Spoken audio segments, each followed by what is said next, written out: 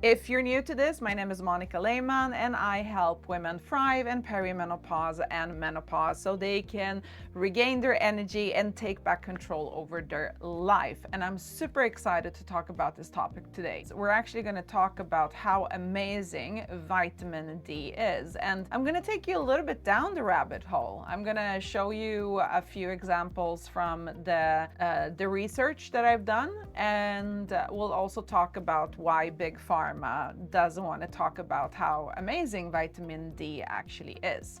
So I believe that it's going to make such a huge difference for so many of you, especially if you're going through perimenopause and menopause. And if you start using it, if you haven't started using it yet, then I hope after today you're gonna run out and you're gonna get it. So vitamin D, you've probably heard about it as the sunshine vitamin, right? But it's so much more than something that we just get from the sun. Vitamin D has a hand in almost everything that matters to us right now, from mood to energy to bone strength and even skin and hair. So let's dive in. Number one, why women need vitamin D more, even more, during menopause. So first things first, why is vitamin D so important for us when we're going through this new phase in life? As we age, our estrogen levels drop. And this can lead to bone loss, it can lead to osteoporosis. But what vitamin actually does, it helps our bodies to absorb calcium, which keeps our bones strong and healthy. Bear with me. It's not just about the bones. Vitamin D is like our body's mood and energy booster too. So low levels of it, it can actually lead to fatigue, it can lead to muscle weakness, and even more mood swings. So keeping our vitamin D levels up can help us a lot, and especially during this transition of perimenopause and menopause. So what is the missing link here? The connection is the estrogen and vitamin connection. Balancing our hormones to tame fibroids, and so much more. So the juicy part is here that vitamin D and estrogen is connected. And I think that this is one of the reasons why doctors don't talk about this, because this is, it's so easy to just get vitamin D, but we're gonna come back to that. So did you know that low vitamin often means high estrogen? And high estrogen is not a good thing for us women, right? Of course, it depends. If you're low on estrogen, then higher estrogen levels are going to be beneficial for you. But if you're low on vitamin D, you are probably also high estrogen. And that can lead to issues like fibroids, crazy periods. Yeah, and for those of you dealing with estrogen-related issues, like for example, endometriosis or fibroids, vitamin D can help balance things out. So vitamin D acts like, I would say like a brake on the estrogen. It slows down its effects. So all of this can make a huge difference for you if you're dealing with hormone-related health issues. It's like your body's trying to say, okay, let's calm things down a little bit here. And why is vitamins' role in our immune health so important? And why is it also a key aspect in fighting inflammation? And why don't we talk about this more? So I want you to see vitamin D as our immune system's best friend. As we get older, it's normal that our immune system slows down a bit, which we can still help run things smoothly. But in order for us to do that, we need extra vitamin D, not actually vitamin C as you might think, right? But vitamin D. So it helps our immune system stay strong, and it's like ready to go to help us out. And this is so important during menopause. So why is this? Vitamin D is an natural anti-inflammatory little thingy there. It's going to help you fight inflammation. So low levels of vitamin D are often linked to higher inflammation. So what does this mean for you? Well, especially if you're a woman in menopause, joint pain, brain fog, and low energy. Do you recognize this? I know. So if you keep your vitamin D levels up, you're going to be supporting your body naturally to fight inflammation in your body and to help your body run smoothly. And now, okay, so we understand that vitamin D has so many beautiful benefits, right? And when we break down all of these vitamin D myths and how much you actually really need, then you're gonna understand that vitamin D is one of the biggest helpful tools out there. But I'm gonna tell you this, 80% women are low on vitamin D, and especially in perimenopause and menopause. Let that sink in for a minute. That's a lot, right? And if you're already taking vitamin D and you're like, but I am still suffering from all of these things that you mentioned, you need to up your vitamin D. So let's bust some myths when it comes to vitamin D. One of the biggest myths out there when it comes to vitamin D is that it's toxic in high doses. But in reality, you have to take a ton of it for months to actually be dangerous. For most of us, especially during menopause, the usual 600 to 800 units recommendation is actually way too low.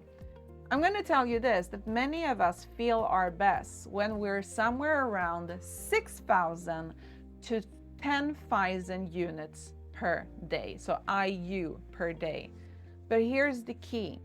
You want to pair your vitamin D with vitamin K2 and magnesium. These two are gonna help direct the calcium to your bones instead of places that we don't want it in, like for example, your arteries or your kidneys. So with these cofactors, K2 and magnesium, vitamin D is very safe and works amazing for us. Now, I mentioned that I've been doing a lot of research, and I mentioned that I've been going into studies a little bit on this, and I want to share three of them, like very just briefly share three of them and what I found. So these are the key points here. So in 2013, there was a study found that women taking 25,000 units of vitamin D weekly saw a decrease in fibroid size over 12 weeks. Isn't that crazy? What's the key takeaway here for us? Higher vitamin D can help slow down fibroid growth. And big plus for all the women out there who have a huge estrogen dominance. Okay, now the second one is for all of my beautiful African American women out there. The second study was done in 2014. And in this, African American women who actually face a higher risk for fibroids, if they take higher vitamin D levels, they will have fewer fibroids. So what is the key aspect here? Maintaining good vitamin D levels can help lower fibroid risks, especially for those who are more prone to deficiency. And the third study, which is actually, it was so mind-blowing, I could talk about this for days, but this large study, it had to do with chronic disease. So this large study with over 26,000 people used only 2,000 units daily, and they have found no big results. And many experts think that those dosages that they were given were way too low. And this study was founded by the big pharma. And there are doctors out there who work with natural remedies right now, who were in the big pharma industry, modern medicine, and they switched into a more natural path foundation. And what they say about this study with these 26,000 people that were getting 2,000 units per day is that big pharma founded this this study to prove that vitamin D doesn't do anything. But what they're saying here, the doctors that work now with natural path solutions, is that low dosage may not actually give us the benefits we need. And with the other two studies, if you take higher dosage of vitamin D, there are personalized dosage depending on what you're going through. That is what's going to be effective. So right now, all of the low dosages that are recommended out there, they are way, way too low. So why doesn't vitamin D get enough attention? Well, basically, we have three categories here: myths, money, and marketing. Let's go a little bit deeper on this. Why don't we hear more about vitamin D? It's simple. Vitamin D is cheap and easy to get.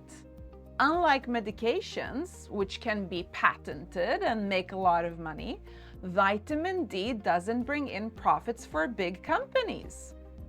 They can't sell the sun, can they?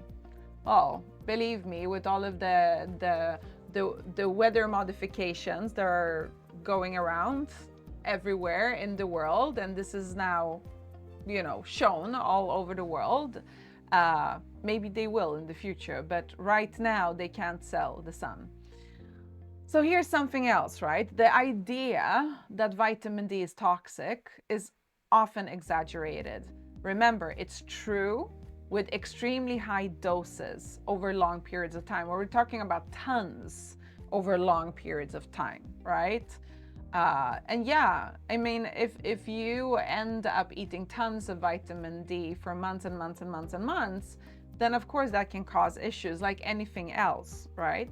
But for most of all, there is room before we even get close to what is toxic. And when we pair it with things like vitamin K2 and magnesium, it's even safer. So while vitamin D could help prevent or ease things like osteoporosis, depression, heart disease, fibroids, there's not much incentive to promote it. But for us women going through menopause, it's one of the simplest ways to feel better and support our bodies. So getting enough vitamin D through sunlight, through supplements, and lifestyle changes. So how do you get that vitamin D? I'm going to be honest, the best source is the sun. Just 10 to 20 minutes a few times a week, especially on your arms and on your legs. That would be amazing. But let's get real. Not everyone lives in a sunny place, and winters can make it even harder, especially if you're in Sweden right now like me. So this is where the supplements come in. So look for vitamin D3 with K2 included. Now this is a key factor. D3 with K2 included, or take K2 separately. So if you have darker skin, are a bit older, and you have other health issues, you might need even more vitamin D. Remember, a simple blood test with your doctor can actually help you know your vitamin D levels and get you on the right track. So I'll share with you a little funny situation. One woman had, and this is actually from a YouTube video, with one of those natural path solutions doctors speaking to a patient. And when she went to her regular doctor, he's like, okay, you got fibroids, endometriosis, we need to do a hysterectomy. We need to take out your uterus. And she, of course, didn't want to do that.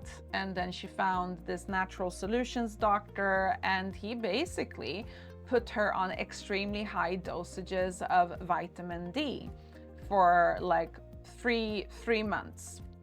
And after 3 months, she went back to the regular doctor for that checkup for their planned surgery, and the fibroids were gone. The fibroids were gone. It's crazy.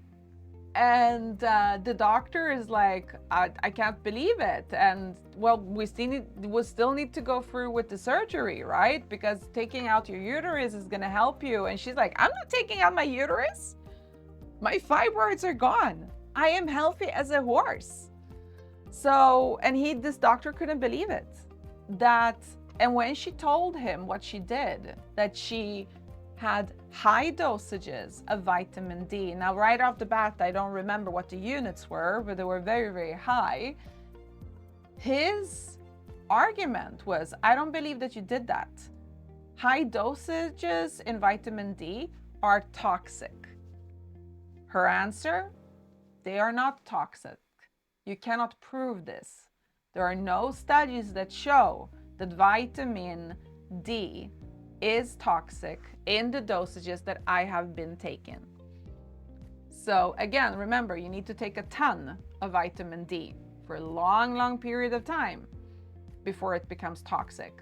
And when you add K2 and when you add magnesium, they are going to safely place the vitamin 2 in the proper parts of your body where you need it the most.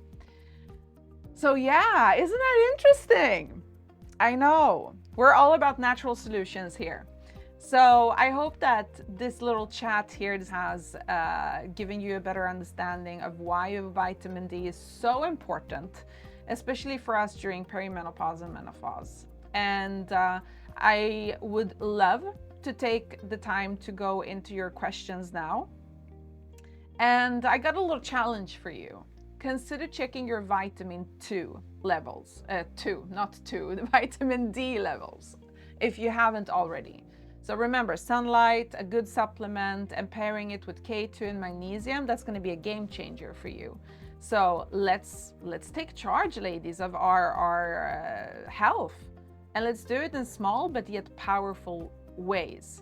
Remember, vitamin D, it's such a nature from gift. Such a gift from nature.